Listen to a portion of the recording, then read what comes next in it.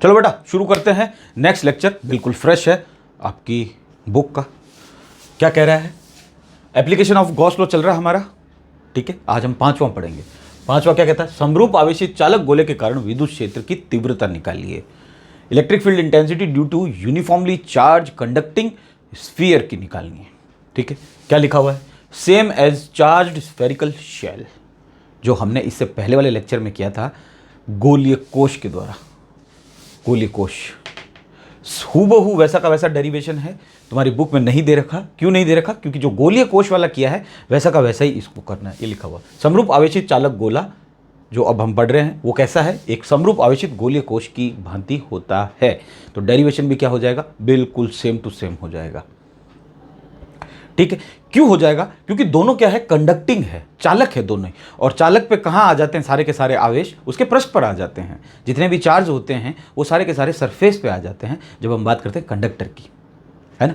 तो डेरिवेशन भी इसका सेम है। अब ढंग से सुनना, जो भी 2021 में 12th का एग्जाम देगा, 2021 में जो 12th का एग्जाम देगा उसके कोर्स में ये गोलीय कोश नहीं है, स्फेरिकल शेल नहीं है, ठीक है। लेकिन ये है, ये वाला है, कंडक्टिंग स्फीयर है उसके। कौन सा है? आवेशित चालक है। तो जब इसका डेरिवेशन नहीं आ रहा 2021 के पेपर में, और इसका डेरिवेशन और इसका डेरिवेशन दोनों सेम है, तो इसका मतलब चांसेस रहेंगे। तो पढ़ना तुमको पड़ेगा। समझ में आ गया? तो ये पढ़ लेना, ये हूबहू ये पढ़ा रखा है, सेम टू सेम उसी पे करना। जहाँ जहाँ गोलीय कोश नाम आ रहा है वहाँ पे बदल के चालक गोला कर देना नाम, ठीक है। बैठ गया इतना सा तो। और जो बुक में दे रखा है छोटा मोटा वो मैं पढ़ देता हूँ, ठीक है। तुम्हें यहाँ पे दिख जाएगा। चलो इंग्लिश में शुरू करते हैं। When an isolated conductor is given charge, कोई एक कंडक्टर है, आइसोलेटेड है। आइसोलेटेड मतलब पृथक, अलग, दूर कहीं पड़ा है। और आइसोलेटेड का मतलब होता है बिल्कुल आइडियल कंडीशन एकदम, ठीक है। Good. Then it is always distributed on its outer surface, outer surface पे है charge. No extra charge goes inside it, कोई भी चार्ज अंदर नहीं जाएगा, सब आउटर सरफेस पे रहेगा। This fact is true because like charges repel each other, क्योंकि लाइक चार्जेस क्या होंगे? रेपेल करेंगे। अब तुम बोलोगे कि लाइक कैसे आए? तो लाइक ऐसा है क्योंकि हमने उसको कौन सा चार्ज दिया? हमने उसको प्लस दिया चार्ज, तो सारे प्लस हो गए। और प्लस प्लस एक दूसरे को क्या करते हैं? रेपेल करते हैं। हिंदी वाले देखो, यदि किसी विलगित चालक, विलगित मतलब जो एक अलग थलग पड़ा हुआ है दूर, को कुछ अतिरिक्त आवेश दिया जाए तो यह सदैव उसके बाह्य पृष्ठ पर ही वितरित होता है। जितने भी आवेश होते हैं सब उसके बाह्य पृष्ठ पर आ जाते हैं। गुड, कोई दिक्कत नहीं। कोई भी अतिरिक्त आवेश इसके भीतरी भाग में नहीं रह सकता, कोई भी आवेश इसके अंदर नहीं आएगा। किसके? कंडक्टर के। समझ में आ गया? क्योंकि कंडक्टर में चालक चल सकते हैं, जो चालक आवेश चल सकते हैं, ठीक है। यह तर्क संगत भी है क्योंकि समान प्रवृत्ति के आवेश परस्पर प्रतिकर्षण करते हैं तथा चूंकि आवेश चालक में गति कर सकते हैं, बोला ना, आवेश चालक में गति कर सकते हैं, बैठ गया। अतः यदि चालक को अतिरिक्त आवेश दिया जाए तो प्रतिकर्षण के कारण अतिरिक्त आवेश परस्पर इतनी दूर जाने को प्रवृत्त होंगे जितना कि ये जा सकते हैं, अर्थात सतह पर आ जाएंगे। जैसे अंदर दिए तो सारे एक साथ प्लस दे दिए, और प्लस प्लस जैसे ही अंदर दिया हमने, जैसे देखो ये कोई चालक गोला है, चालक ही चालक चल रहा है, ठीक है ना। ये मैंने प्लस यहाँ भर दिए, इसके सुई लगा दी प्लस की, तो ये एक दूसरे को क्या कर रहे हैं? रेपेल करेंगे। बिल्कुल संगत है ये तो तथ्य, ठीक है। ये कहाँ भाग जाएंगे? सारे के सारे यहाँ भाग जाएंगे। ये भाग गए। क्यों भागे? क्योंकि प्लस प्लस एक दूसरे को रेपेल कर रहा था। ये प्लस इधर जा रहा था, ये प्लस इधर जा रहा था। कितनी दूर गए? तो यही इसने बोला है कि परस्पर इतनी दूर जाने को प्रवृत्त होंगे जितना कि जा सकते हैं, अर्थात सतह पर आ जाएंगे। और सतह पर आ गए चलते चलते। गुड। स्थिर वैद्युतीय परिस्थितियों में चालकों के भीतर विद्युत क्षेत्र भी शून्य होना चाहिए। विद्युत क्षेत्र शून्य होता है कब? अंदर। यहाँ पे इलेक्ट्रिक फील्ड जीरो होता है, ये हमने कहा है। चालक के बात कर रही है, ठीक है। धात्विक चालकों के लिए इसे आसानी से समझा सकता है। ये धात्विक चालक ही तो है, धातु, मेटल, ठीक है। इंग्लिश वाले देखो, and as charges can move in the conductor, ठीक है। 10 if the conductor is provided more charge, अगर कंडक्टर को थोड़ा और चार्ज दे दिया, then the charges would move so far due to repulsion. Conductor को चार्ज दिया एंड ड्यू टू रेपल्शन, सब प्लस प्लस थे, प्लस दूर भागेंगे। और कहां तक भागेंगे? कितनी दूर तक भागेंगे? उसके सरफेस पे आ जाएंगे। Good, very good. In static electric condition the electric field inside the conductor should be zero, zero होना चाहिए। ये हम पढ़ते हुए आ रहे हैं, ठीक है।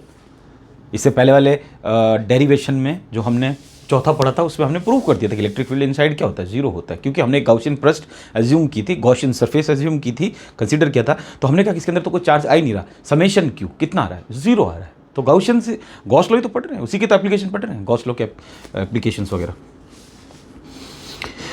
Inside conductor should be zero. It can be easily understood for metallic conductors if the electric field inside conductor is not zero then free electron present inside it. अगर जीरो नहीं हुआ तो क्या होगा, तो फ्री इलेक्ट्रॉन पड़े, इसका मतलब उसके अंदर। It would experience force and move and दस करंट वुड फ्लो, और करंट चालू हो जाएगा, ठीक है। इन isolated conductor such type of current is not observed. Isolated जो होते हैं, जो अभी पृथक विलगित जिसकी हम बात कर रहे हैं, इनमें ऐसा कोई ऑब्जर्व नहीं किया, ठीक है, current. Thus electric field is there inside the conductor but the electric field is there inside the conductor but the charges redistributed themselves. कितने सेकंड में? नैनो सेकंड में। एक सेकंड तो तुमने सुना ही है, लेकिन नैनो सेकंड बहुत छोटा हो जाता है। And reaches the surface so that the internal electric field becomes zero. ये चार्ज यहाँ से यहाँ तक कितनी देर में चले जाएंगे? नैनो सेकंड में काम हो जाएगा, पता भी नहीं चलेगा, पलक झपकने से भी पहले, ठीक है। And reaches the surface so that the internal electric field becomes zero then the motion of charges stops.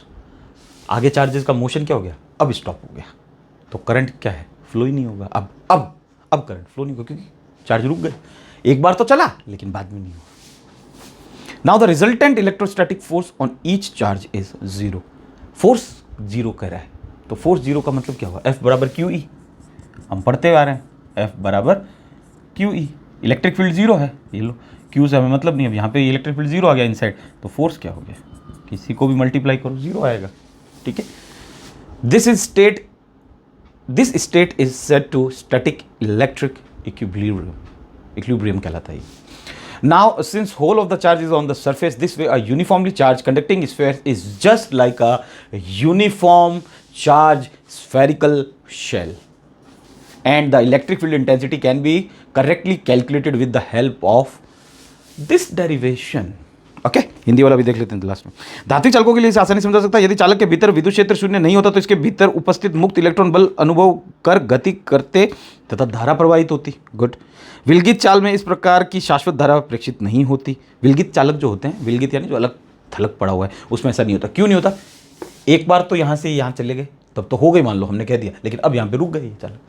अब रुक गए भाई, क्योंकि प्रतिकर्षण। अब जैसे ये अंदर जाने की कोशिश करेगा, ये इसको उधर धकेलने की कोशिश करेगा, अगर आया तो। लेकिन हमें पता है कि ये प्लस वाला इधर भागेगा, ये प्लस वाला इधर भागेगा, ये हमें पता है, प्रतिकर्षण, रेपल्शन।